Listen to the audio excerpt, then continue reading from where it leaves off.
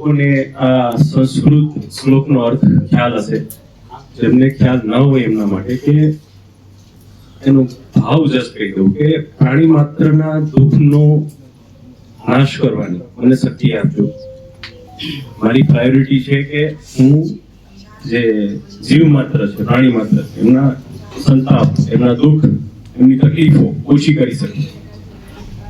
અને એક જે કહીએ તો ઘણા લોકોની માન્યતા હોય કે સમાજના આરોગ્યની રક્ષા કરવાનું જે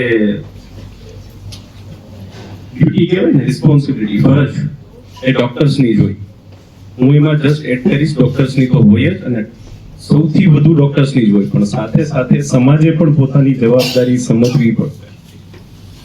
અને સમાજ એટલે કે ખાસ કરીને જે જાગૃત નાગરિકો છે, તમે જાગૃત મહિલાઓ છો, તો હું ખાસ કરીને ઉપાધ્યાય સાહેબ, પોપટ સાહેબ અને જે બોલબાલા ટ્રસ્ટ એના ઓફિસ બેરર્સ એમને વિનંતી કરું છું કે તમે લોકો આપણા સમાજને પણ આરોગ્ય ક્ષેત્રે જોડો.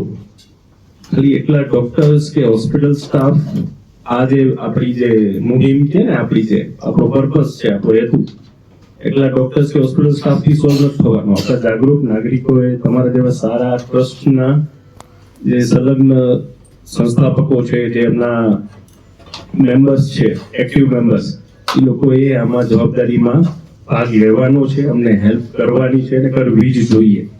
તો ને તો જ આપણો જે આ મેં જે શ્લોક કીધો એ અર્થ સરશે. તમારા પર્સનલ લેવલે પણ અને સોસાયટીના લેવલે પણ ઘણી આની ઇમ્પેક્ટ આવશે. હું જોઈ રહ્યો છું. અમે ડોક્ટર્સ તરીકે, હોસ્પિટલ સ્ટાફ તરીકે ઘણી બધી કોશિશ કરીએ છીએ કે કેન્સર જેવા રોગને બને ત્યાં સુધી નાખી શકીએ. અને એમાં તમારા સહયોગની અપેક્ષા રાખું છું. એક વસ્તુ. બીજી વસ્તુ કે હું ફોર્મલી માનું છું કે ક્યારેય પણ કોઈ દુશ્મનને હરાવવો હોય ને, કેન્સરને આપણો જો આપણે દુશ્મન ગણીએ છીએ, એટલો બધો હાવ ક્રિએટ કરી શક્યો છે, એમાં ક્યાંક ને ક્યાંક આપણે એને સમજવામાં ના ઉતર્યા છે અત્યાર સુધી. કારણ કે કેન્સર એક જાતનો છે ને સંકીર્ણ રોગ છે, ડીએનએ લેવલનો જેનેટિક રોગ છે. એને સમજવું થોડુંક વૈજ્ઞાનિકો માટે, અમારા જેવા ડોક્ટર્સ માટે પણ અઘરો હોય, પણ still it is not impossible to learn it properly. અને એને સિમ્પલ લેંગ્વેજમાં પણ તમે લોકો પણ હવે તો ઘણું બધું નેટવર્ક ને આ બધું છે, નેટ, ઇન્ટરનેટ ને બધું, તમે ઘણું બધા જે પોડકાસ્ટ, યુટ્યુબ છે, લિંક્ડઇન છે, કે અમારી જે શાશ્વત હોસ્પિટલ્સની પણ સારી ચેનલ છે, એમાંથી લર્ન કરી શકો. શું કામ કહું છું ખબર? લર્ન કરવાનું. દુશ્મનને હરાવવો હોય તો પેલા લર્ન કરો, સમજો એને, અને સમજશો તો એને હરાવી શકશો. એટલો ખરાબ રોગ પણ નથી કે આપણે હરાવી ના શકીએ, આપણે એટલા નબળા પણ નથી. મારી માતાઓ, બહેનો અહીંયા બેઠા છે, આપણે બધા પાવરફુલ જ છીએ. ઈશ્વર આપણે ઘણી શક્તિ આપેલી છે, માનસિક, શારીરિક, બધી. અને ઇમોશનલ તાકાત તો જે લેડીઝમાં હોય છે એટલી તો હાર્ડલી પુરુષોમાં હોય છે. તો આ બધી શક્તિઓને કેન્દ્રિત કરીએ, સારી દિશામાં વાળીએ, કેન્સરને સમજીએ. કેન્સરને સમજીશું તો કેન્સરને હરાવવામાં આપણે ખરેખર મદદ રહેવાની છે. અને કેન્સરને સમજવા માટે જ અમારી ટીમના જે એક્સપર્ટ ડોક્ટર્સ છે, આજે 1 કલાક, આમ તો નાનો ટાઈમ કહેવાય, પણ 1 કલાકમાં પણ ઘણું બધું કવર થઈ જશે, મને પૂરી આશા છે. તમે અહીંથી, મને પૂરો વિશ્વાસ છે કે તમે અહીંથી ઘણું બધું જ્ઞાન લઈને જશો કે જે તમારા પર્સનલ લેવલે, તમારા આસપાસના સોસાયટીના લેવલે, તમારી બેનપણી હોય, તમારી દીકરી હોય, તમારી પુત્રવધુ હોય, એને આપી શકશો. અને આ જ્ઞાન એડે નથી જોવાનું, મને પૂરો વિશ્વાસ છે. આ જ્ઞાન ક્યાંક ને ક્યાંક આપણા સમાજને વધારે ને વધારે હેલ્ધી, વધારે ને વધારે પ્રોડક્ટિવ, એફિશિયન્ટ બનાવવામાં હેલ્પ કરશે. કારણ કે આપણી મહિલાઓ છે ને, એ આપણા સમાજનો, આપણી કુટુંબ વ્યવસ્થાનો પાયો છે. એ હેલ્ધી હશે તો આપોઆપ સમાજ સારો થઈ જવાનો. અને વિમેનમાં એવો પાવર છે કે એ આપણા જે ફેમિલીને આખાને બદલી શકે. તો ધારે તો ધારશો. Please help us. This is a campaign. આ અમારું કન્ટિન્યુઅસ એફર્ટ છે. તમે લોકો જેમ એફર્ટ કરો છો, અમે પણ કન્ટિન્યુઅસ એફર્ટ કરીએ છીએ. તો માની નહીં શકો એટલા લેવલ સુધી અમે એફર્ટ કરેલા છે ને, હવે તો વધારે સારા લેવલે કરી રહ્યા છીએ. બસ ઈશ્વર આપણને સદબુદ્ધિ આવી રીતે એકવાર રાખે, શક્તિ આપે ને સાથે જોડાઈને આવી રીતે પ્રયત્નો કરીએ. અને આ લડાઈને દિલથી લેવાની છે. આપણે કેન્સરને લાઇટલી લેવાનું નથી કહેતો, એને જરાય પણ આપણે એને ગંભીરતાથી લેવો જોઈએ. આપણે દિલથી લઈને મેં તમને કીધું ને, તમારામાં ઇમોશનલ પાવર એને વાપરો. રિવેન્જ મોડ એને કહેવાય ને કે આપણે હરાવવો જ છે, કેમ ના હારે, પણ એના માટે આપણે સમજણ રાખવી પડશે, સમજવો પડશે. અને સમજ્યા પછી હું આટલી વસ્તુ કહીશ, કેન્સરને સમજ્યા પછી કેન્સરને પ્રિવેન્ટ કરવામાં ફોકસ કરજો. કેન્સર ના થાય એમાં જ ભલાઈ છે. કેન્સરને કઈ રીતે પ્રિવેન્ટ કરવું એ પણ અમારા ટીમ મેમ્બર્સ કહેવાના છે, હું ડિટેલમાં નથી જવાનું, પણ આ પહેલું હંમેશા આપણી પ્રાયોરિટી હોવી જોઈએ સમાજ તરીકે. બીજું, કેન્સર ઘણા લોકોમાં ઘણા કેસીસમાં પ્રિવેન્ટેબલ નથી પણ હોતો. લેટ્સ સી કે 60-70% કેસમાં તમે ગમે એટલું કરશો તો પણ પ્રિવેન્ટ નહીં કરી શકો. તો શું કરશો? એને સ્ક્રીન આઉટ કરો. મતલબ કે તમને મને ઘણા લોકોને અત્યારે કેન્સર નથી, પણ તમને મને કેન્સર નથી, તો એમાંથી કઈ રીતે આપણે આઈડેન્ટિફાઈ કરી શકીએ કે કેન્સર ડેવલપ થઈ રહ્યું છે? એ કહેવાય સ્ક્રીનિંગ. એના માટે અમુક ટેકનિક છે પણ ઇઝીલી અવેલેબલ છે. આપણે ત્યાં જે મોસ્ટલી જે કેન્સર થાય છે એમાં 3 મેજર કિલર છે. મહિલાઓમાં બ્રેસ્ટ કેન્સર, મહિલાઓમાં થતું ગર્ભાશયના મુખનું કેન્સર, તેને કહેવાય સર્વાઇકલ કેન્સર, અને પુરુષોમાં થતું હેડ એન્ડ નેક કેન્સર. આ 3 કેન્સરને પણ તમે જો સ્ક્રીન આઉટ કરી શક્યા તો આપણી સમાજનું તમે ઉપર દેશે માની ન શકો એટલું ઘણું થઈ શકે. એટલે પ્રિવેન્શન, બીજું છે સ્ક્રીનિંગ, એટલે કે અર્લીએસ્ટ વેમાં ડિટેક્શન. બીજા એના જે લક્ષણો હોય એના ઉપરથી અર્લી સિમ્પટમ અને સાઇન આઈડેન્ટિફિકેશન, એટલે લક્ષણો હોય તો કઈ રીતે પારખી લેવું, આ બીજું એસ્પેક્ટ. ત્રીજું એસ્પેક્ટ છે કેન્સરનું ધારો કે નિદાન થયું તો જરાય ડર્યા વગર, પોપટ સાહેબે બહુ સારું કીધું, મુંબઈમાં નહીં, અમેરિકામાં નહીં, જે પણ ટ્રીટમેન્ટ ઇન્ટરનેશનલ લેવલે જ્યાં પણ અવેલેબલ છે એની બધી ટ્રીટમેન્ટ ઓલમોસ્ટ ઓલ સેન્ટર્સ પર અવેલેબલ છે. એટલે એક વસ્તુ ક્યારેય એવું માનતા નહીં કે આ ટ્રીટમેન્ટ અહીંયા જે મુંબઈ વાળા કરી શકશે, અમેરિકા વાળા કરી શકશે, તમે અહીંયા પણ કરી શકો છો. અને બિલીવ મી, મોટા ભાગની ટ્રીટમેન્ટ કોસ્ટ ઇફેક્ટિવ પણ થઈ ગઈ છે ફોર્ચ્યુનેટલી. એટલે ગરીબો કે મધ્યમ વર્ગના નહીં કરી શકે એવું પણ ના માનતા. પણ એક વસ્તુ ચોક્કસ કહીશ, કેન્સર ગરીબ અમીરનો ભેદ નથી સમજતો. તમારે પ્રોપર ટ્રીટમેન્ટ કરવી જ પડશે. પ્રોપર મીન્સ જે ઇન્ટરનેશનલ સ્ટાન્ડર્ડ પ્રમાણે, જે વૈજ્ઞાનિક પદ્ધતિથી થતી. અમુક પેશન્ટોને સર્જરીની જરૂર પડે તો પડે જ, અમુક પેશન્ટને કીમોથેરાપી કે રેડિયેશન આપવા પડે તો આપવા પડે જ. Believe your healthcare provider. તમારા જે આરોગ્ય ક્ષેત્રે જે સંકળાયેલા લોકો હોય ને એમનો ભરોસો કરજો. મોસ્ટ ઓફ લોકો સારા છે, એથિકલ છે, પણ ટ્રીટમેન્ટ પૂરી કરજો. એના વગર આ રોગ ના થશે નહીં, હારશે નહીં. અધૂરી ટ્રીટમેન્ટથી માને એવો રોગ નથી. ચોથી વસ્તુ, ઘણા બધા કેન્સર પેશન્ટમાં ક્યોર પોસિબલ નથી. ધારો કે 65 વર્ષના દાદા હોય કે કોઈ 65 વર્ષના બા હોય કે જેમને કેન્સર એવા સ્ટેજમાં છે કે જેમાં મટી શકે એમ નથી, તો એવું ના માનતા કે they are hopeless કે we are hopeless. આપણે પ્રયત્ન કરીને એમની સન્માનપૂર્વક ડિગ્નિટી સાથેની જિંદગી વધારી અને સુધારી તો ચોક્કસ શકીએ એમ છીએ આ જમાનામાં, because of the better availability of the newer treatment.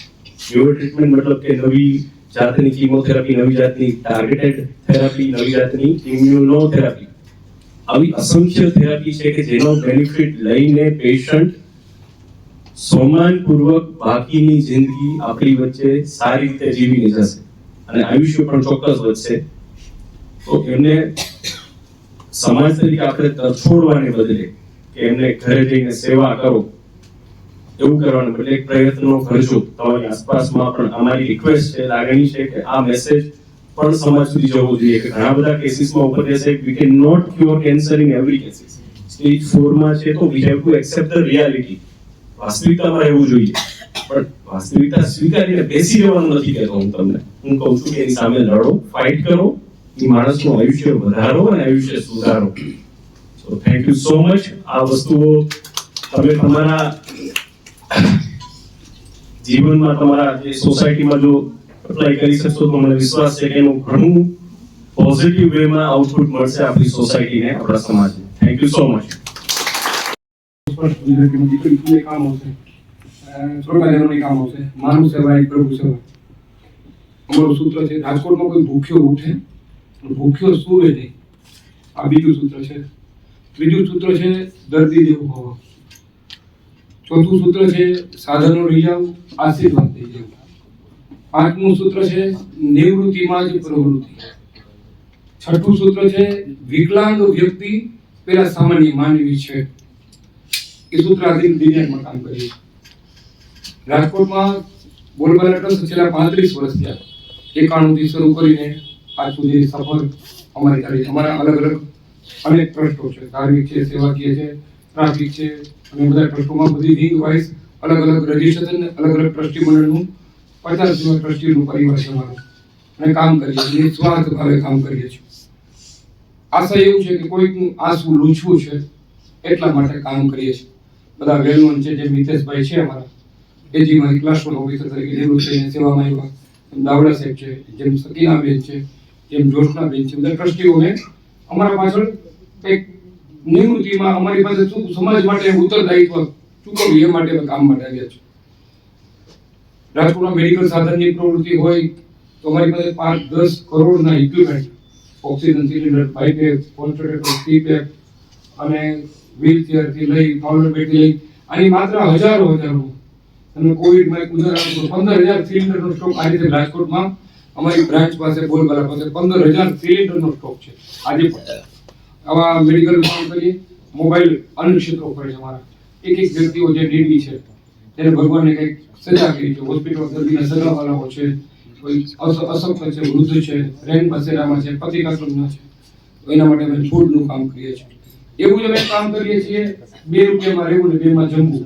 તમારે દર્દી આવ્યા હોય, દર્દી તો બચારો એના તકલીફના કારણે હોસ્પિટલમાં હોય, પણ એના સગાવાલાને નાવું ક્યાં, રહેવું ક્યાં, જમવું ક્યાં, રાત્રે જાગ્યા હોય તો દિવસે નિંદર ક્યાં કરે, દિવસે નિંદર કરે રાત્રે જાગી કેમ શકે? તો એવું 2 રૂપિયામાં રહેવા માટે અને 2 રૂપિયામાં જમવા માટેનું એક બિલ્ડિંગ છે, એનું પતિકાશ્રમ છે. એક રાજકોટમાં ન્યુસન્સ એટલે ઘર વિહોણા વ્યક્તિઓ છે, એનું કોઈ નથી. એ લોકો રસ્તા વચ્ચે જંજાળ કરતા હોય, તમારે લોકોને પકડીને સમજાવીને બોલાવીને એવું રેન બસેરા એટલે કે આશ્રય સ્થાન મેન્ટેન કરી 200 બહેનો, 200 ભાઈઓ, 400 વ્યક્તિ માટેનું ગુજરાતમાં સૌથી સારું આશ્રય સ્થાન બોલબાલા ટ્રસ્ટ ચલાવી રહ્યું છે. એમાં હેલ્પલાઇન કરી આપીએ છીએ, દવા અમે આપીએ છીએ, કેમ્પો કરીએ છીએ, એના માટે તહેવાર ઉત્સવ ઉજવીએ છીએ, જમણવાર, સ્નેહ મિલન, એના લોકો માટે પણ અમે માણસ કેમ બને એના માટેની કામગીરી, એને સુધારવાની કામગીરી ટ્રસ્ટ કરે છે. અમારી પાસે સિનિયર સિટીઝન વિંગ છે સાહેબ, દાવડા સાહેબ ને બાકીના લોકો ટીમ ચોવાટી લીડિંગ કરે છે. 5,000 નોંધાયેલા મેમ્બરો છે અમારી પાસે, 5,000 વડીલોનો સિનિયર સિટીઝન પરિવાર અમારો. એ રીતે મહિલા પક્ષ અમારી 300 લોકોની, 300 બહેનોની મહિલાઓ જે નાની ઉંમરના બહેનો છે, એની ઉંમર 18 વર્ષથી ઉપર છે ને 50 ની અંદર છે, એવા મહિલા બહેનો છે, મહિલા પક્ષના બહેનો છે, એને અમે મહિલા પક્ષમાં સમાવેશ કર્યા છે. એ બી 300 છે. અમારે 11 સિનિયર સિટીઝન સંસ્થા સાથે વાટકી વ્યવહાર છે, લાપિંગ ક્લબ છે, સિનિયર સિટીઝન જેમ સાહેબે વાત કરી એમ એજી છે, ઇન્કમટેક્સ છે, એસબીઆઈ છે, આ બધા વાટકી વ્યવહાર છે, રઘુવંશી છે, એની સાથે અમે જોડીને કામ કરીએ છીએ. આમ બોલબાલાએ નક્કી કર્યું છે કે રાજકોટમાં કોઈ મદદ કરવી. આજે પહેલી વાર અમને આનંદ થાય છે. મેં છે રમેશ કાકા સાથે તમારો કેમ્પમાં તમારી ઝલક મેં થોડી જોયેલી, એમાં હું એક સૈનિક તરીકે સેવા આપતો હતો. કાકાના કેમ્પમાં મારી ઘણી ખરી જવાબદારી હતી. એ કેમ્પની અંદર હું પહેલેથી છેલ્લે સુધી ત્યાં જતો. ત્યારથી મને એમ થયું શાશ્વત શું છે, શાશ્વત શું છે. શાશ્વત શબ્દ બહુ મોટો શબ્દ છે. શાશ્વત શબ્દ ક્યારેક પૂરો ન થાય એવો શબ્દ નામ જ એટલે શાશ્વત. અને શાશ્વત શબ્દ સમજવા માટે થઈ મેં હિતેશભાઈ બોલ્યા કે આપણે શાશ્વતની ટીમને મળીએ તો કેમ છે. મેં મને પૂછવું નથી, તમે સીધા લંગરિયું નાખો, આપણે શાશ્વત સાથે બેસવું છે. સીધો મેં ખુલ્લો પાવર અમારા બે વડીલ મહિલા પાસ પછી મેં આપી દીધો. અને આજે એનું પરિણામ આપણે જોઈએ છીએ કે પાણી પેલા પાર બાંધવું. જેમને કેન્સર નથી એને ન થાય, જેને થયું છે કે થવાની શરૂઆત છે એને અટકી જાય, જેને થઈ ગયું છે એને જલ્દી મટી જાય અને ભવિષ્યમાં કોઈને થવા ન દે. એટલા માટે થઈ જે અમારા કાર્યકર્તા જે શાશ્વતનું બ્રાન્ડ એમ્બેસેડર બની, અમે શાશ્વતના વાહક બનીએ, અમે ગામમાં શાશ્વતનો ઝંડો લઈને નીકળીએ કે ભાઈ તમારે ગુટકા, તમારે વ્યસન મુક્તિ, તમારે તમે જેલમાં કીધું જેલમાં, અમારી જેલમાં પણ કોચ છે સારી એવી. ટ્રાફિક બ્રિગેડ રસ્તાઓ જે દંડ ફટકારે છે ને એ છોકરા બધા મારા છે, છોકરી બે. તમને જે મેમો આવે, ઘરે પ્રેમ પત્ર આવે છે 500,000 વારી મને 3,000 નું આવવા જેવા કમાઈ. આવ્યો હોય મને પોતાની રૂમમાં ગયો તો એ મારા છોકરાએ મને મેમો મોકલ્યો તો ટ્રાફિક બ્રિગેડમાં એ બી કામ અમે કરી રહ્યા છીએ તો એમાં ક્યાંય અમે કામ આવી શકીએ આ મારું વાત બધી કરવાની પાછળનું કારણ બધા તમારી ટીમને એટલા માટે કે બોલબાલાના 56 ભોગ છે એમાં 56 ભોગમાં તમને કોઈ વાનગી અમારી ભાવી જાય તો અમારી પણ સેવા લેખે લાગી જાય બીજું ક્યારે તમને મન થાય કે રાજકોટની અંદર કે સારું ઓડિયન્સ સારી એવી કથા રાજકોટમાં જેટલી કથા બેસે કુમાર વિશ્વાસ બેસશે મોરારી બાપુ બેઠા રમેશભાઈ ઓઝા બેઠા કે રાજકોટમાં અમિતભાઈ શાહ આવ્યા અમે બધાના લોકોને સાંભળીએ છીએ અમને બધાય ગમે છે નમસ્તો કાર્યક્રમમાં સારામાં સારી રીતે અમારો વીઆઈપીમાં વર્ગ હતો બોલબાલા વાળો એવું જ ભાઈ કથામાં બાપુની કથામાં અમે વીઆઈપીમાં હતા અમારી પાસે ઓડિયન્સ છે ગાંડું છે અમે ગમે ત્યાં ટેપ તોડી નાખી ખોરચું ઘટાડી દે મેનું તૂટી પડે એવું અમારું કામ છે અને બધા સ્વસ્થ છીએ બધા વડીલો મારા સ્વસ્થ છે બહુ માંદા પડતા નથી ડોક્ટરની જનરલી અમારા સેમિનારમાં ખોટ જ છે આમાંથી નો આપણા ગોતિયા લીધીએ આમાં અમારા વડીલો કોઈ કેન્સર થાય એવું કે છે જ નહીં મોજમાં છે બધા પણ છતાંય અમારા વડીલો એવા સ્વસ્થ છે એ સેવામાં કામ આવતા તમારા જે તમારા મન વોરિયર્સ બનાવવા માટેનો આજનો કાર્યક્રમ છે વિષય લેવાય તો લેજો આ વડીલો આ બહેનો તમને ક્યાં ઉપયોગ આવે એ કાર્યક્રમમાં તમને આ વડીલો તમે તમારી કઈ રીતે પ્રશંસક બને એક વાહક બની જાહેરાત કરી શકે અને કેન્સર અવેરનેસમાં ગુલાબી કામ કરી શકે એવું કઈ વિચાર કરજો બીજું કે રાજકોટમાં 8 બ્રાન્ચ છે અમારી જુનાગઢમાં ક્યારેક મન થાય જુનાગઢમાં પણ 500 વાર ઉંમર બિલ્ડિંગ છે ક્યારેક મન થાય ગોંડલમાં તો કોલેજ ચોકમાં ગોંડલમાં બેઠા છીએ જામનગરમાં મન થાય તો રણજીતનગરમાં જામનગર છે ક્યારેક વાંકાનેર પેલેસમાં મન થાય તો વાંકાનેરમાં અમે છીએ અમે અલગ અલગ ગામોની અંદર મવડીમાં મન થાય તો મવડીમાં રેલનગરમાં મન થાય તો રેલનગરમાં વાણિયાવાડીમાં મન થાય તો વાણિયાવાડીમાં બધે ચાલતું બાંધો મકાન છે અમારા ભગવાને અમને હટીને આપ્યું છે એક માગીએ છે ને 11 આપીએ છીએ ગઈકાલે અમારો જલારામ જયંતિનો જન્મોત્સવ હતો જનરલી માકડિયા પટેલમાં જમવાનું 6:30 શરૂ થઈ અમે કાલ પટેલથી પણ વહેલા હતા અને 8 વાગે મેં પોતે જમી લીધું અને છેલ્લું કાઉન્ટર હાલતું આવા તો અમે બિફોર ચાલીએ છીએ ફરી કરીને સાહેબ અમે તમારા ઋણી છીએ કે આમાંથી અમારા કોઈ બહેનોને બ્રેસ્ટ કેન્સર કે બીજું કોઈ કેન્સર હશે ગર્ભાશયના કેન્સર હોય અથવા કોઈ પરિવારમાં કોઈ કેન્સરના ગુણો દેખાતા છે આજે ડોક્ટર બની જશે કદાચ અમારા બહેનો ડોક્ટર બનવાના છે અથવા ડોક્ટર જેવા કઈ ગુણો પ્રાપ્ત કરશે તમારી વાત સાંભળીને તમે કેમ વાત ગળે ઉતારો બ્રાહ્મણની ભૂમિકા હતી મેં ભોગવી લીધી મારી જવાબદારી હતી તમને હોલ કરી દેવું હવે તમે સુધારણાનું કાર્યક્રમ સાહેબ આપ બધાનું છે મેં કોઠાર ફેર્યો છે રસોઈ તમારે બનાવવાની છે પીરસવાનું તમારે શું જાજુ જવું તમારે જોવાનું છે તો અમારી ટીમને 1 કલાકમાં સરસ સિરાની જેમ ગળે ઉતરી જાય એવી સરસ વાતો ધોનીની જેમ છક્કા લાગે એવી મહત્વની વાતો 2020માં ફટાફટ રનનો ઢગલો થાય એવી બધી વાત તમારે કરવાની છે એવી મારી લાગણી છે અને જ્યાં ક્યાંય બોલવાની જરૂર હોય અમે શાશ્વતની સાથે છીએ શાશ્વત જ્યારે કે અમારો ઉપયોગ કરવો હોય અવેરનેસના સારા કાર્યક્રમમાં અમે હંમેશા તમારી સાથે ખાતરી આપીએ છીએ ફરીને શાશ્વતે બોલવાને મોકો આપ્યો છે સેવા માટે થઈને તો આભારી છે હું આપના ઘરને પણ યાદ કરું છું આપના ઘરની ટીમ અહીંયા જે ખાસ આ સેવા માટે જોડાણી છે ખરેખર એ લાભાર્થી છે તકલીફના તો એને પણ હું મારી હૃદયની પ્રસન્નતા વ્યક્ત કરું છું અને લાગણી મારી વ્યક્ત કરું છું અને આજનો કાર્યક્રમ બદલ બધા ટ્રસ્ટીઓ હતી હિતેશભાઈનો ખૂબ હૃદયથી આભાર માનું છું હિતેશભાઈ રોશનાબેન અને સગીનાબેન આજના કાર્યક્રમમાં ખૂબ એની જેમત રહી છે એના કારણે અમારી ટીમ બધી અમારી ટીમ મોટી નામની પણ હૃદયથી આભાર માનું થેન્ક યુ તો સ્ટાર્ટ કરવા માંગતો હતો કે આપણે 31 ના મૂડમાં આવવાનું હતું પરંતુ આ બધાના ફેસ જોતા એવું લાગે કે આ ગંભીર મુદ્દો કંઈક તમારી પાસે લેવા આવ્યા છે સાહેબો પરંતુ જયેશભાઈએ તરત હસાવી દીધા વાદી છે કે એક સમય એવો હતો આગળ છે કે લોકો બોલતા કેન્સર એટલે કેન્સર 90% એમાં શક્યતા છે કે આપણે ઇન ટાઈમ પહોંચી જાય તો પેશન્ટ બચી જાય છે અને પેશન્ટ બચી જાય મિડલ એજમાં હોય તો એ સંજોગોમાં એના ફેમિલી અફેક્ટ થતા હોય ન થઈ શકે અને એ વસ્તુ કેરી ઓન કરે કેન્સર સાથે અથવા કેન્સર નિદાન કરી અને એમાંથી મટાડીને લોકો પોતાની નિયમિત જીવન આગળ વધારી શકે છે હવે આ બધી વસ્તુ ક્યારે શક્ય બને કે ઇન ટાઈમ આપણે એની ટ્રીટમેન્ટ લઈ લઈએ તો હું માગડી છે મુંબઈ ગયો હતો એક હોસ્પિટલમાં બેઠો હતો તો ઓન્કોની જ હતી લોકો કપલ્સ બેઠા હતા પેલો હસબન્ડ મીટિંગમાં ચાલુ મીટિંગ હોય, ફોનમાં વાત કરતો હોય, બાજુમાં એમના વાઈફ બેઠા હોય, આપણે એમ થાય કે એ લોકો હોટલમાં એવા છે. લાઈન બંધ કપલો બેઠા હતા અને મેં કાઉન્ટર ઉપર પૂછ્યું કે આટલા બધા કપલો બેઠા છે તો આ લોકો અહીંયા શું કામ બેઠા છે? એકબીજા ફોન કરે છે, વાતો કરે છે. તો કે એ લોકોમાંથી એક વ્યક્તિને કેન્સર છે ને, અને એ લોકો યુઝ ટુ થઈ ગયા છે આ બધી વસ્તુથી, કે કામે સાથે ચાલુ રાખવું છે અને કેન્સરને ઘટાડવું છે. મુંબઈ આપણા કરતા એડવાન્સ છે, આગળ છે. તો એ સંજોગોમાં આપણે અહીંયા છે ને બહુ બધા ગભરાઈ જાય, આડાવડા દોડવા માંડે, કોઈ પર્ટિક્યુલર નિદાન ન કરાવે, નિદાન કર્યા પછી સારવાર ચાલુ ન કરે, હે ને? એ આગળ કહેવાના જ છો કે શું લેકિંગ હોય છે, પરંતુ એવું નથી. આપ પરફેક્ટ ડાયગ્નોસ કરાવી લ્યો, ટ્રીટમેન્ટ કરાવી લ્યો. 90 થી 99% શક્યતા છે કે અર્લી જો એ વર્કઆઉટ થઈ ગયું હોય તો કેન્સર મટી શકે છે. એ કેન્સર નથી હોતું, એ કેન્સરને જ આપણે કેન્સલ કરી શકીએ ઇન ટાઈમ, જો આપણે એના સિમ્પટમ્સ જાણી લીધા હોય અને એના ડાયગ્નોસ કરાવી લીધા હોય તો.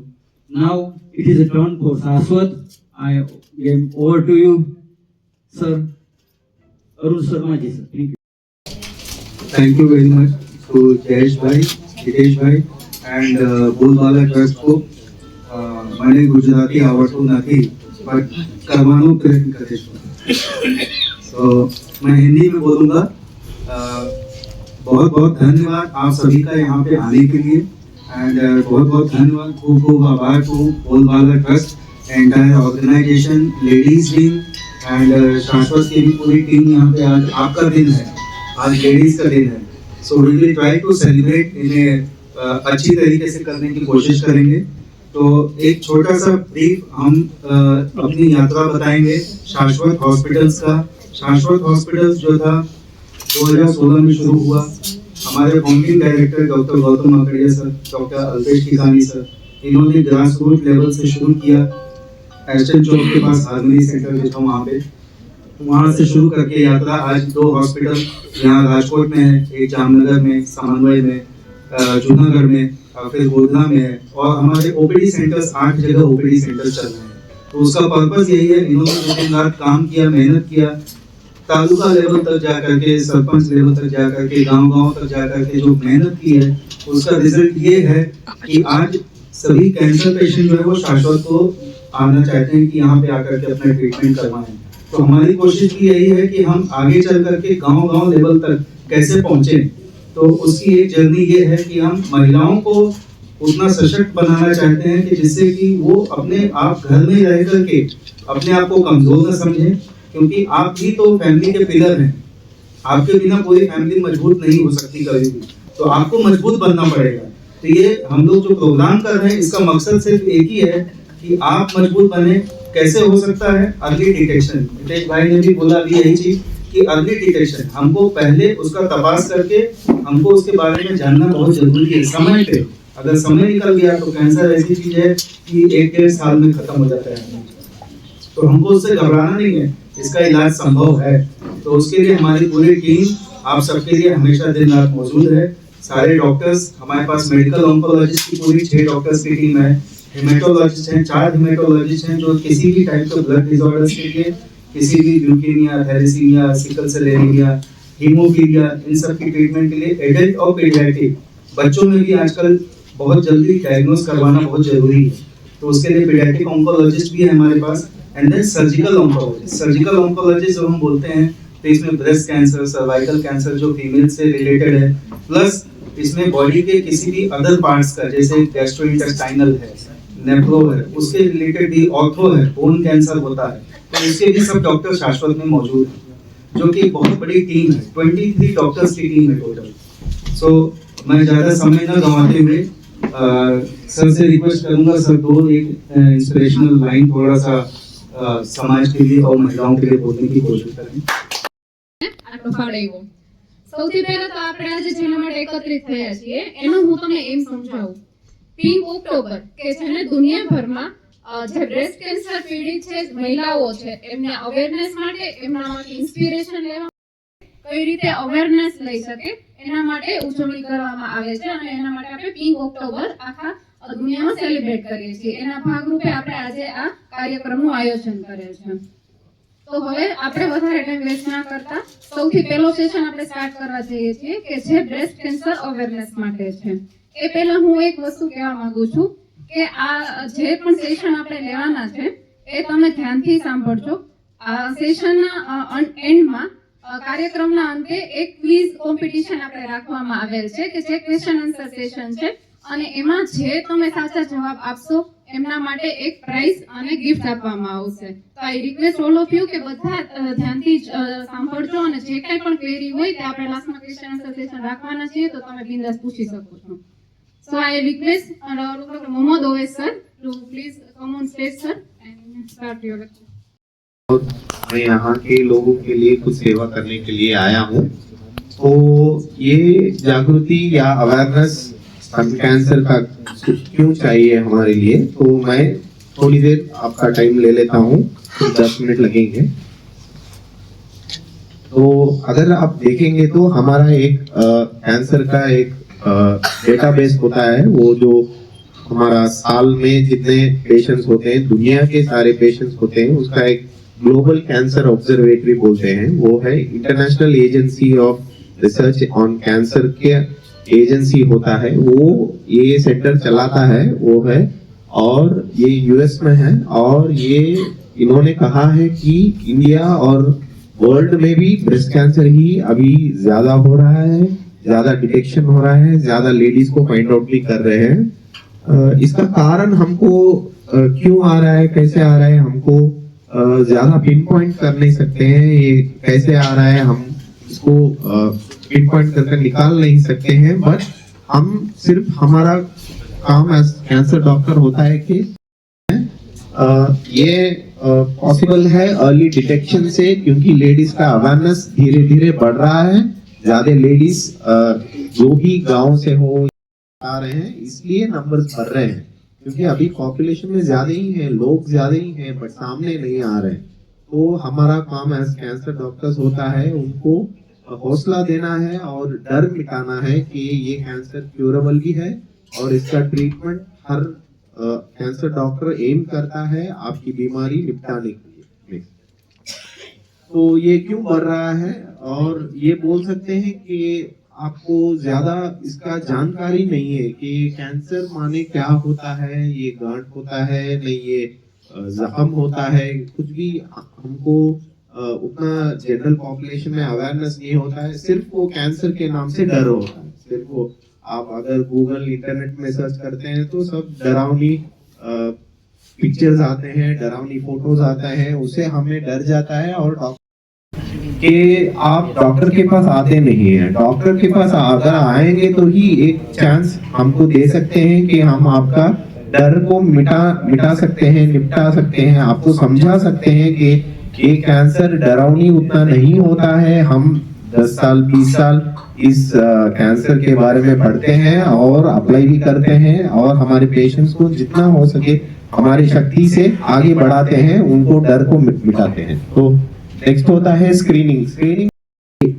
ब्रेस्ट कैंसर पे स्टेज 0 करके बोलते हैं, वो है जो हम स्क्रीनिंग माने जागृति से पेशेंट जब आते हैं, जो उनको कुछ भी सिम्टम या उनको कष्ट कुछ भी नहीं रहता है, तभी हमारे पास जब आते हैं हम उनका चेकअप करते हैं, स्कैन करते हैं.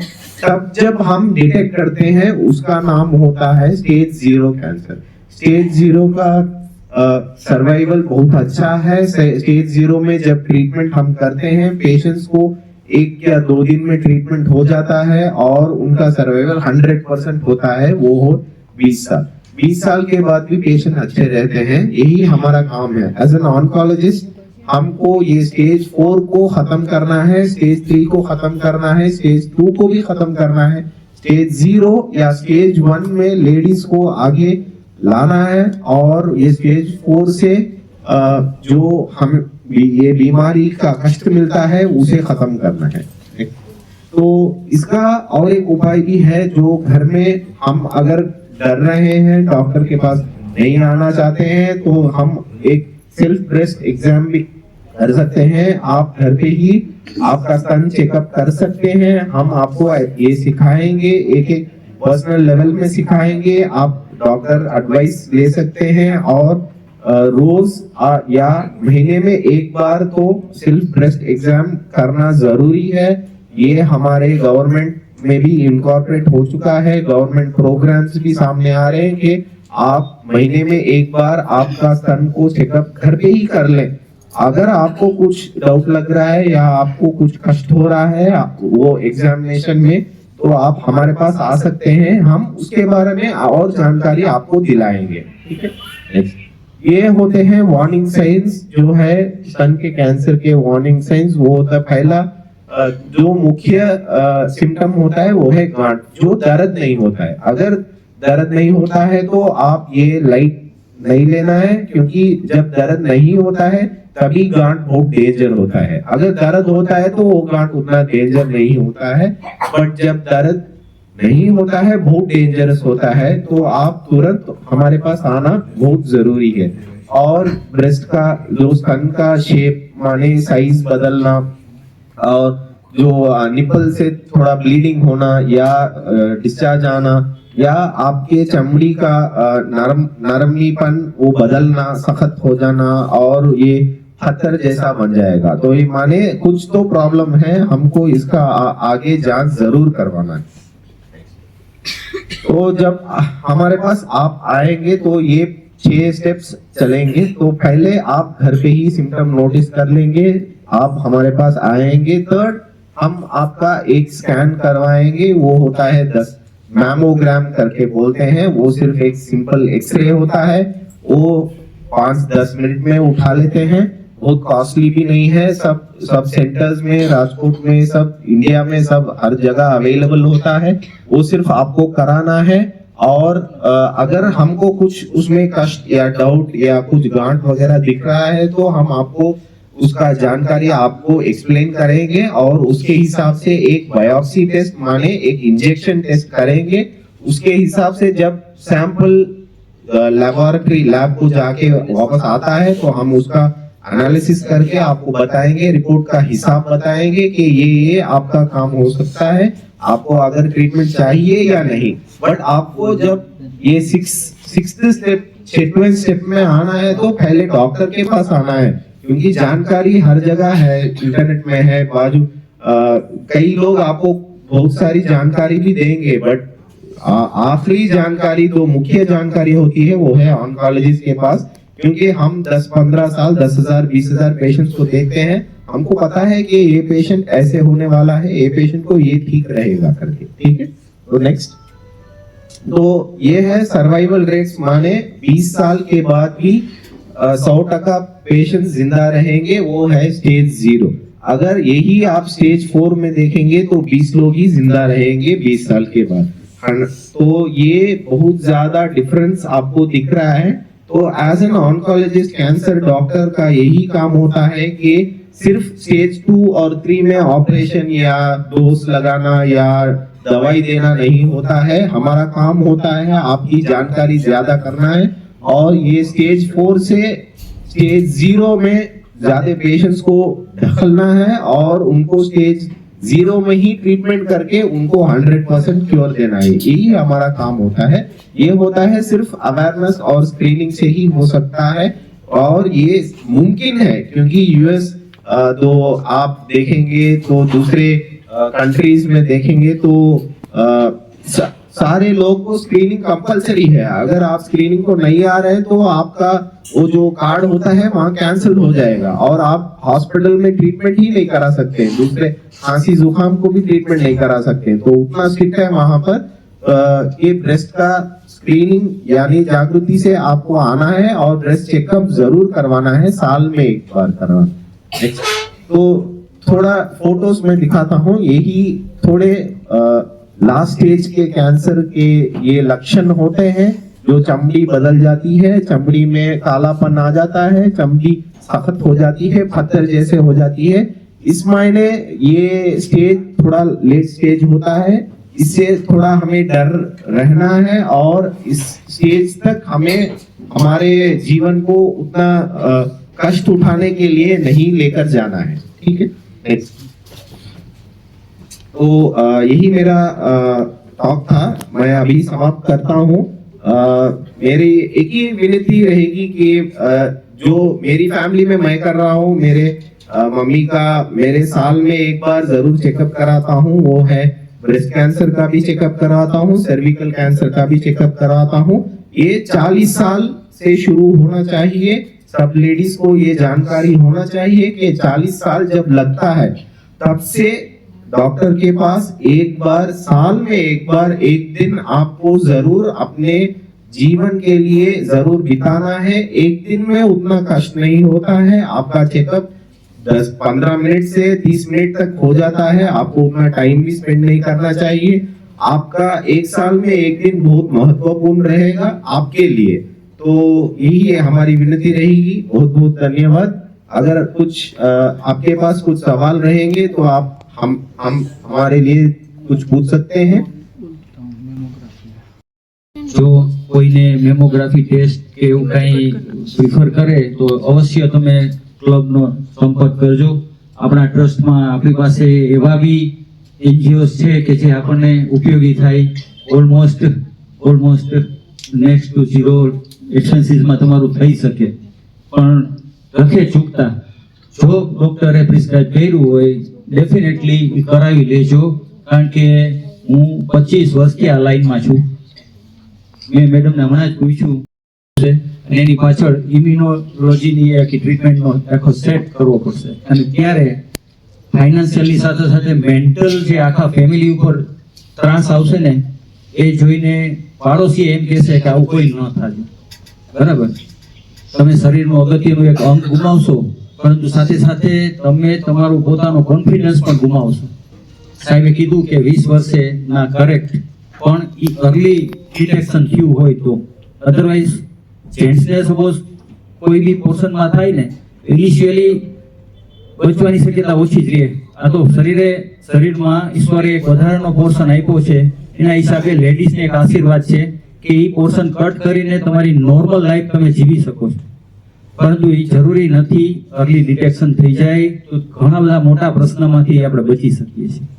અને ત્યારે મેં આપને ઓફર કરી બીજું કે આપણે આ બધી જ વસ્તુ કરીએ છીએ. તમે બધા લેડીઝ ક્લબના બધા મેમ્બર્સ છો.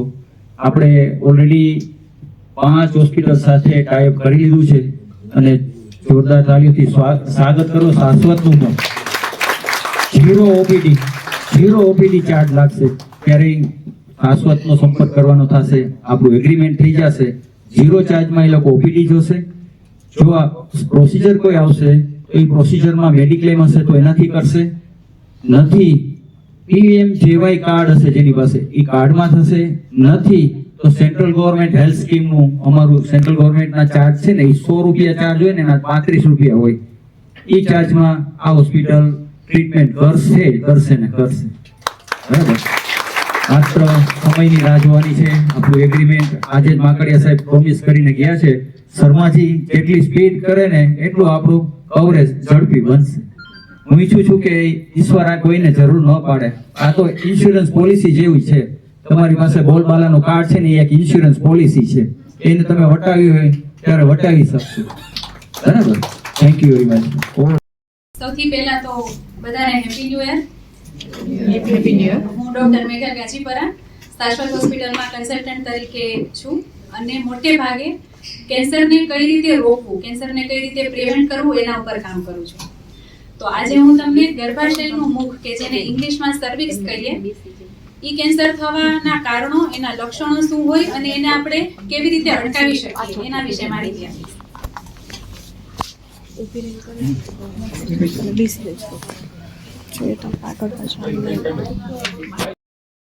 જે તમને આ પિક્ચરમાં દેખાય છે એમ ગર્ભાશયનું મુખ કે જેને સર્વિક્સ તરીકે ઓળખીએ છીએ એ ભાગમાં જ્યારે કોષો અનિયંત્રિત રીતે વધે ત્યારે ત્યાં એને ગાંઠ સ્વરૂપે ઉદ્ભવ થાય અને એ ગાંઠને આપણે ગર્ભાશયના મુખનું કેન્સર તરીકે ઓળખીએ છીએ. ગર્ભાશયનું કેન્સર જે છે એ તમે આખા વિશ્વમાં જુઓ તો 3જા નંબર ઉપર છે. એમાં સૌથી વધારે બધા લોકોમાં ગણતરી કરીએ પુરુષો અને મહિલા બંનેમાં તો પુરુષોમાં સૌથી વધારે હેડ એન્ડ નેક, કારણ કે મોટે ભાગે વ્યસન કરતા હોય એ લોકોને મોઢાનું કેન્સર થઈ શકે. બાકી બીજા નંબરે જેમ સરે તમને સમજાવ્યું એમ મહિલાઓમાં બ્રેસ્ટ કેન્સર અને ત્રીજા નંબરનું જે કેન્સર છે એ ગર્ભાશયના મુખનું કેન્સર. નેક્સ્ટ. દર વર્ષે લગભગ 5 લાખ નવા કેસો જોવા મળે છે આખા વિશ્વમાં. નેક્સ્ટ. એમાંથી 80% જેટલા કેસો તો ભારત જેવા વિકાસશીલ દેશોમાં થાય છે. આનું શું કારણ છે કે ભારત જેવા વિકાસશીલ દેશોમાં મોટે ભાગે મહિલાઓ પોતાના સ્વાસ્થ્યની કાળજી લેતી હોતી નથી. પોતાને જ્યારે પણ લક્ષણો હજી દેખાવાની શરૂઆત થાય ત્યારે શરૂઆતમાં તો એને ઇગ્નોર જ કરે છે કે આવું તો થાય, કમરનો દુખાવો તો રહે, હાડકા નબળા પડ્યા હોય એટલે રહે, સફેદ પાણી તો બધાને પડતા જ હોય છે. આવું લાંબા ટાઈમ સુધી ઇગ્નોર કરે અને પછી જ્યારે અમુક સમય પછી જ્યારે ગર્ભાશયના કેન્સરનું નિદાન થાય ત્યારે પછી ખબર પડે કે આ બધા લક્ષણો આને કારણે હતા. એટલે મોટે ભાગે ત્રીજું કે ચોથું સ્ટેજ પહોંચી ગયું હોય છે. તમે ઘણી વાર સાંભળતા હશો કે આમને બીજા સ્ટેજનું છે, આમને ચોથા સ્ટેજનું છે. તો ચોથા સ્ટેજનું કેન્સર એટલે શું? કે જ્યારે કેન્સર એક જગ્યાએથી બીજી જગ્યાએથી ફેલાઈ ગયું છે ત્યારે એને ચોથું સ્ટેજ ગણવામાં આવે. અને જ્યારે ચોથું સ્ટેજ આવી જાય ત્યારે પછી કેન્સર ક્યારેય મટે નહીં. ધારો કે સર્વિક્સમાં શરૂઆત થઈ છે કેન્સરની, જો એ ત્યાં ને ત્યાં એક જ જગ્યાએ હોય તો કેન્સર તો એ સર્વિક્સને ગર્ભાશયના મુખનું ઓપરેશન કરીને કાઢી નાખીએ અથવા તો ત્યાં શેકની ટ્રીટમેન્ટ લઈને ત્યાંના કેન્સરના કોષોને નાબૂદ કરી દઈએ. પણ જ્યારે ઓલરેડી ગર્ભાશયના મુખમાંથી હાડકામાં ફેલાઈ ગયું છે તો તમે જો ગર્ભાશયને ટ્રીટ કરશો તો એ હાડકામાંથી તો બીજી જગ્યાએ ફેલાવાનું જ છે, કારણ કે આપણું લોહી જ હાડકામાં બને છે અને લોહી બધે ફરતું હોય. બરાબર? એટલે જ્યારે ચોથા સ્ટેજનું કેન્સર થાય ત્યારે પછી કેન્સર મટે નહીં. એને તમારે કોઈને કોઈ ટ્રીટમેન્ટ આપી અને એને કાબૂમાં રાખવું પડે જ્યાં સુધીનું આયુષ્ય હોય ત્યાં સુધી. ગર્ભાશયનું કેન્સર થવાના જોખમી પરિબળો કયા કયા છે? એમાં સૌથી પહેલા છે હ્યુમન પેપિલોમા વાયરસ. આ એક વાયરસ મોટે ભાગે 90% કેસમાં કારણભૂત છે આ ગર્ભાશયના મુખના કેન્સર થવા માટે.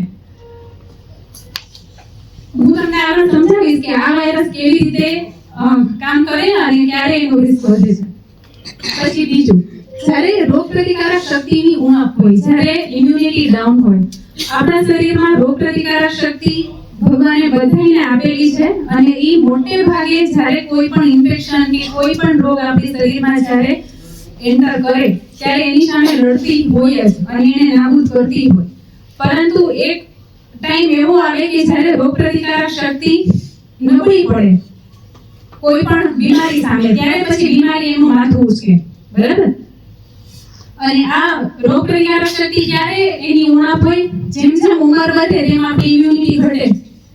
ડાયાબિટીસ છે, બીપી છે, એવા કોઈ લાંબા ગાળાની બીમારીઓ હોય ત્યારે રોગપ્રતિકારક શક્તિ ઘટે. ત્યારે પછી બીજી બીમારીઓને માથું ઉચકવાનો તક મળે. જેમ હ્યુમન પેપિલોમા વાયરસ છે એમ હર્પીસ વાયરસ છે. જો હર્પીસ વાયરસનું જેમ આપણે કફવાનો વાયરસ કહીએ એનાથી પણ સર્વાઇકલ કેન્સર થઈ શકે. વ્યસન છે, વધતી ઉંમર છે, પછી અમુક જે ગર્ભ નિરોધક ગોળીઓ છે જેનો ઉપયોગ લાંબા ટાઈમ સુધી કરવામાં આવે. લાંબો ટાઈમ એટલે 5 વર્ષ, 10 વર્ષ, 15 વર્ષ. જ્યારે આ હોર્મોનની ટેબ્લેટ્સ છે એનો વધારે પડતો ઉપયોગ થાય ત્યારે કેન્સર થવાનું જોખમ વધી જાય છે. નેક્સ્ટ. ગર્ભાશયના મુખના કેન્સરના શું કારણો હોય છે? સૌથી પહેલા આપણે કયું જોખમી પરિબળ જોયું? Human papilloma virus. હવે આ જે વાયરસ છે એ કઈ રીતે કેન્સરને કરી શકે?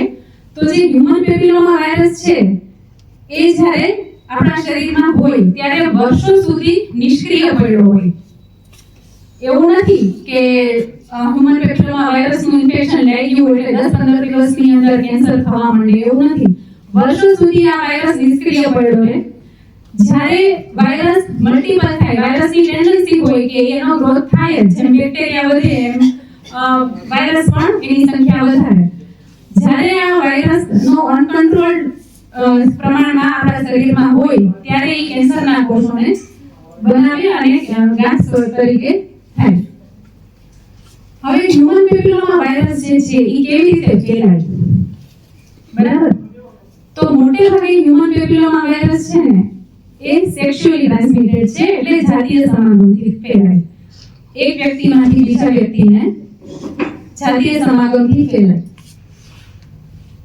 એટલે જેટલો વહેલો એક્સપોઝર થાય અને જેટલો લાંબો ટાઈમ આ વાયરસ આપણા શરીરમાં રહે એટલી કેન્સર થવાની શક્યતા વધે. એટલે જ્યારે વહેલા લગ્ન થયા હોય, નાની ઉંમરે લગ્ન થયા હોય અને પાર્ટનર છે એને ઇન્ફેક્શન લાગેલું હોય અને વારે ઘડીએ એના સંપર્કમાં આવે તો કેન્સર થવાનું શક્યતા વધી જાય છે. માસિક ધર્મમાં ગંદા કપડાનો ઉપયોગ. અહીંયા શહેરમાં ઠીક છે, બાકી હજી ગામડાઓમાં કપડાનો યુઝ થતો હોય છે. એકનું એક કપડું વપરાશમાં આવતું હોય છે. જ્યારે આ ગંદા કપડાનો ઉપયોગ થાય, દર મહિને થાય પાછો, ત્યારે શક્યતા વધી જાય છે. નાની ઉંમરે અને ટૂંકા ગાળામાં વારંવાર કસવું આવે. જે હ્યુમન પેપિલોમા વાયરસ છે એનાથી વારે ઘડીએ કસુવાવડ પણ થાય છે. એટલે જ્યારે આ વાયરસ હોય ત્યારે પણ વારંવાર કસુવાવડ થાય અને જોખમ વધી જાય છે. નેક્સ્ટ, એકથી વધારે વ્યક્તિ સાથે જાતીય સંબંધ હોય. જ્યારે એકથી વધારે વ્યક્તિ સાથે જાતીય સંબંધ હોય ત્યારે કયા પાર્ટનરમાં હ્યુમન પેપિલોમા વાયરસ છે એ ખબર ના પડે અને જેમ વધારે મલ્ટિપલ પાર્ટનર્સ હોય તેમ કેન્સર થવાનું અને હ્યુમન પેપિલોમા વાયરસનું ટ્રાન્સમિશન થવાનું જોખમ વધી જાય છે. નેક્સ્ટ, કોઈ પણ વ્યસન હોય એ કેન્સરને નોંધે છે. નેક્સ્ટ, જ્યારે ચેપી રોગ હોય, સેક્સ્યુઅલી ટ્રાન્સમિટેડ ડિઝીઝ કે જે જાતીય સમાગમથી અલગ અલગ વાયરસથી ફેલાતા અલગ અલગ રોગો છે, જ્યારે એનો ચેપ લાગ્યો હોય ત્યારે કેન્સર થવાની શક્યતા વધે છે. નેક્સ્ટ, હવે લક્ષણો કયા કયા છે? સૌથી પહેલા તો અનિયમિત વધુ પડતું માસિક. જેને રેગ્યુલર માસિક આવતું હોય, દર મહિને 2 દિવસ 3 દિવસ જે રેગ્યુલર હોય એની પેટર્નમાં અચાનક ફેરફાર થાય, કાં તો ખૂબ જ માસિક વધવા રહેવા માટે એની સાથે સાથે લોહીના ગઠ્ઠા પણ પડતા હોય, એવું થાય ત્યારે તાત્કાલિક તપાસ કરાવવી જોઈએ. નેક્સ્ટ, બે માસિક વચ્ચે વધુ પડતો રક્તસ્રાવ. એટલે 3-4 દિવસ જે રૂટીન સાયકલ હોય માસિક ચક્ર, એ બે સાયકલની વચ્ચે અચાનક વચ્ચે પણ બ્લીડિંગ થાય. નેક્સ્ટ, જાતીય સમાગમ પછી બ્લીડિંગ થાય. નેક્સ્ટ, એકવાર મેનોપોઝ જેને આવી જાય, નોર્મલી મેનોપોઝ આવી જાય પછી એકેય મહિનાઓમાં માસિક ચક્ર આવતું નથી હોતું, જે લોકોને અચાનક બ્લીડિંગ થાય તો એ એક એલાર્મિંગ સાઇન છે કે 90% કેસમાં એમાં સર્વાઇકલ કેન્સર હોઈ શકે. એટલે જો કોઈ તમને એમ કહે કે પહેલા માસિક પૂરા થઈ ગયા હતા, મારે મેનોપોઝ આવી ગયું હતું ને હમણાં પાછું ચાલુ થયા, તો એ કોઈ શક્ય જ નથી. 90% કેસમાં એમાં ગર્ભાશયના મુખનું કેન્સર કારણભૂત હોય. યોની માર્ગમાંથી દુર્ગંધયુક્ત પાણી પડવું. ઘણા ખરા લોકોને આ તકલીફ હોય છે કે સફેદ પાણી પડે છે. સફેદ પાણીનો અર્થ દર વખતે ગર્ભાશયના મુખનું કેન્સર હોય એવું નથી, મોટે ભાગે ઇન્ફેક્શન હોય. તો પણ જ્યારે આ જે પ્રવાહી છે એમાંથી વાસ આવતી હોય ત્યારે તાત્કાલિક ડોક્ટર પાસે જઈ અને એની તપાસ કરાવવી જોઈએ. નેક્સ્ટ, જ્યારે જાતીય સમાગમ વખતે દુખાવો થાય ત્યારે તપાસ કરાવવી જોઈએ. નેક્સ્ટ, આ રીતનું સફેદ ચીકણું પાણી હોય, એની સાથે સાથે વાસ આવતી હોય અને ઘણા લાંબા ટાઈમથી હોય, આવી તકલીફો હોય, કમરનો દુખાવો રહેતો હોય અને ખાસ કરીને તો મેનોપોઝ પછી જ્યારે આ લક્ષણ હોય ત્યારે બિલકુલ રાહ જોયા વગર ડોક્ટર પાસે જઈ અને તપાસ કરાવવી જોઈએ. મેં તમને કીધું ને એમ કે સર્વિક્સનું જે ગર્ભાશયના મુખનું કેન્સર છે એ હાડકામાં ફેલાઈ જાય તો ત્યારે કમરનો દુખાવો થાય. એટલે ઘણા ખરા લોકોને આ ઉંમરે 50-55 ની ઉંમરે કમર દુખતી જ હોય, પણ લાંબા ટાઈમથી આવા લક્ષણ હોય કે એની સાથે સાથે પાણી પડતું હોય, થાક લાગતો હોય, ભૂખ ન લાગતી હોય, અચાનક વજન ઘટતું હોય, તો તાત્કાલિક ડોક્ટર પાસે જઈ અને તપાસ કરાવવી જોઈએ. ગર્ભાશયના કેન્સરનું નિદાન કઈ રીતે કરવું? એમાં સૌથી પહેલા છે પેપ સ્મિયર. આ પેપ સ્મિયર છે એ એકદમ સિમ્પલ પ્રોસિજર છે. આમાં જરાય દુખાવો કે કાંઈ નથી થતું. જેમ આપણે કોરોનામાં નાકમાંથી સ્વેબની મદદથી જે રીતના સેમ્પલ લેતા એ રીતના અહીંયા નીચેના ભાગેથી જે ગર્ભાશયનું મુખ છે ત્યાં સ્વેબ ખાલી ત્યાં અડાડવાનું હોય અને પછી એને તપાસ લેબોરેટરીમાં કરાવી દેવાની હોય. આ પેલિક એક્ઝામિનેશન એટલે જે પેડુનો ભાગ છે એની તપાસ ડોક્ટર દ્વારા. નેક્સ્ટ આ એક કોલ્પોસ્કોપ છે, માઇક્રોસ્કોપની જેવું. ડોક્ટર કોલ્પોસ્કોપની મદદથી જે ગર્ભાશયની દિવાલ છે, ડોક્ટરને ખબર હોય કે નોર્મલ દિવાલ કેવી દેખાય અને ગર્ભાશયના જે ની જે દિવાલ છે એમાં કેન્સર થઈ શકે અથવા તો થયેલું છે એ બેમાં ડિફરન્સ હોય એ કોલ્પોસ્કોપની મદદથી જોવામાં આવે. પછી છે સર્વાઇકલ બાયોપ્સી. જ્યારે પણ કોઈ ડોક્ટર આ રીતના તપાસ કરે અથવા તો પેપ સ્મિયર પોઝિટિવ આવે અને સર્વિક્સ એટલે ગર્ભાશયના મુખમાં કંઈક ગાંઠ જેવું દેખાય, નોર્મલ દિવાલ ન દેખાય ગર્ભાશયની, ત્યારે ત્યાંથી બાયોપ્સી લેવામાં આવે અને એ બાયોપ્સીની લેબોરેટરીમાં તપાસ કરવામાં આવે. એના ઉપરથી નક્કી થાય કે આ જે ગાંઠ છે એ કયા પ્રકારની છે અને જે એવું નથી કે કેન્સર એક જ પ્રકારનું હોય. લેબોરેટરીમાં તપાસ કરી અને કેન્સરના જે એના જે પ્રકાર હોય એ પ્રમાણે એની ટ્રીટમેન્ટ અલગ અલગ હોય. જ્યારે કેન્સર એક જ ભાગમાં સર્વિક્સમાં કોઈ એક જ જગ્યાએ હોય અને મેનોપોઝ આવી ગયું હોય તો મોટે ભાગે એને સર્જરી કરીને પણ કાઢી શકાય છે. રેડિયેશન થેરાપી, શેક, તમે સાંભળ્યું છે શેકિંગ થેરાપી. તો જે શેક છે એ સર્વિક્સમાં અંદર જ્યાં કેન્સરના કોષો છે એની ઉપર આપવામાં આવે જેથી કરીને એ કેન્સરના કોષોનો નાશ થઈ જાય અને પછી ભવિષ્યમાં એ ત્યાંથી આગળ ફેલાતા અટકે. ડોઝ એટલે કીમોથેરાપી.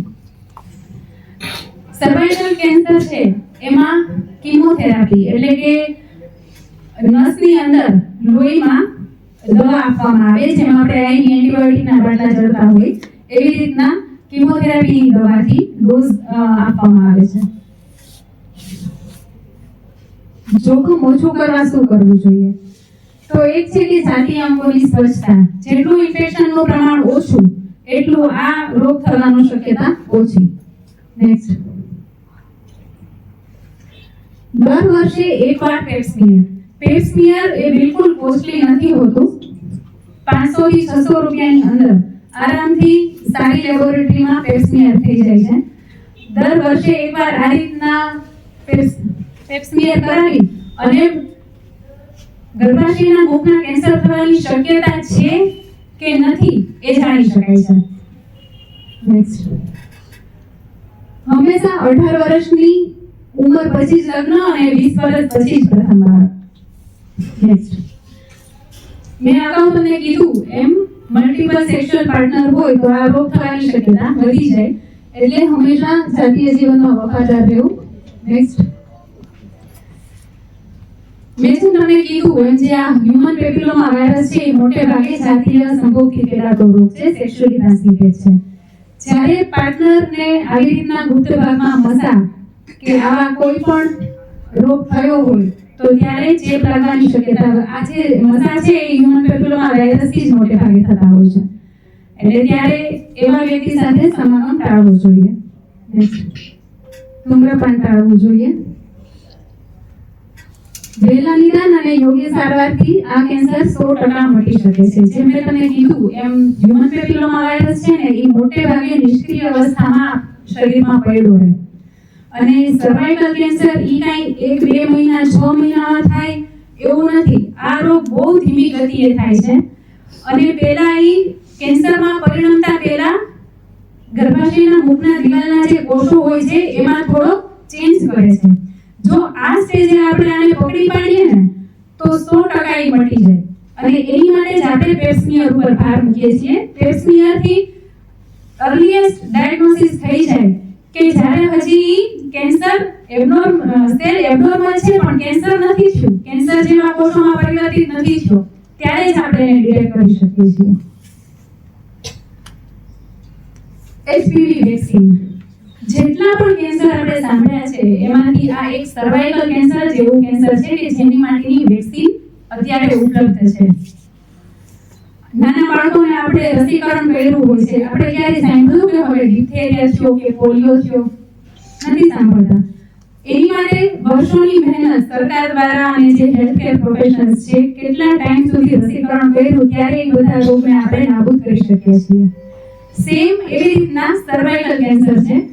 જો સર્વાઇકલ કેન્સર ની સામેની રસી યોગ્ય ટાઈમે લેવામાં આવે તો એની ઇફેક્ટિવનેસ 95% છે કે જે 95% સુધી આ સર્વાઇકલ કેન્સર સામે રક્ષણ આપે છે.